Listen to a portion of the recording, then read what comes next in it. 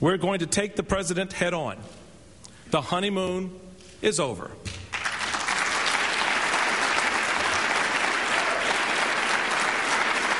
The two-party system is making a comeback, and that comeback begins today. The Democrats are in power. They wanted it, and now we're going to make them own up to the results of their arrogance of power, policies that are hurting the long-term health of our country.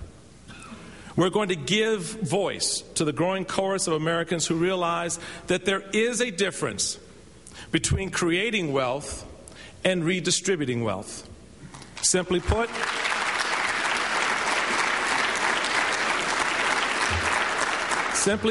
we are going to speak truth to power. There's been a great deal of talk in Republican circles about how we should deal with President Obama and the entire Obama phenomenon. Many have suggested that we need to be careful, that we need to tiptoe around President Obama, that we have to be careful not to take him on, at least not directly.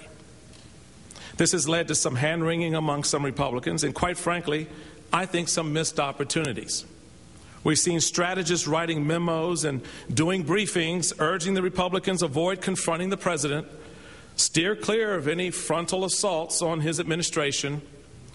They suggest that instead we should go after Nancy Pelosi, who nobody likes, or Harry Reid, who nobody knows, or this Tim Geithner fellow, whom nobody believes, or maybe even Barney Frank, whom nobody understands.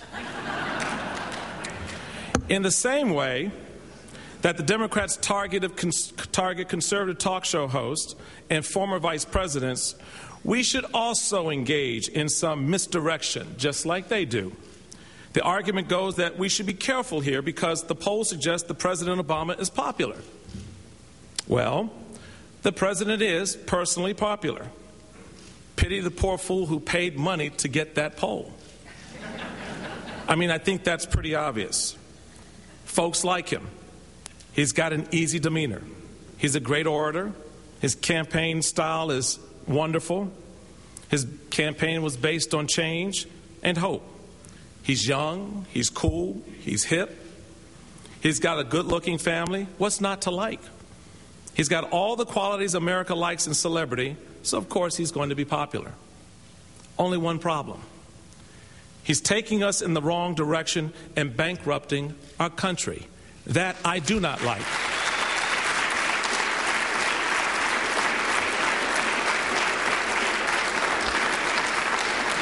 This popular politician who is our president is engaged in the most massive expansion of the old industrial age model of government that our country has ever seen. This popular politician is spending America into debt of such mammoth proportions that none of us can even begin to fathom its true cost. Nor can we understand fully why it is being done in the first place. The numbers are so big that they seem impossible. If we have the courage of our convictions, and I believe we do, then we will and we must stand against this disastrous policy. Regardless of the president's personal popularity, this is not a game. This is not a popularity contest. This is not American Idol. This is serious. Families are hurting. Businesses are closing. Wealth is being diminished. Opportunities lost. And this should not be the future of our country. But it is the reality of this moment. The guy who campaigned in favor of bottom-up style of governing is presiding over the most massive top-down expansion of government bureaucracy and spending our country has seen. The candidate who campaigned as a moderate in his views, now as president, is governing farther left than we could ever imagine. And let's not be mistaken here, folks. I know a left turn when I see one. And this is a left turn, no matter how they dress it up. No matter how they dress it up.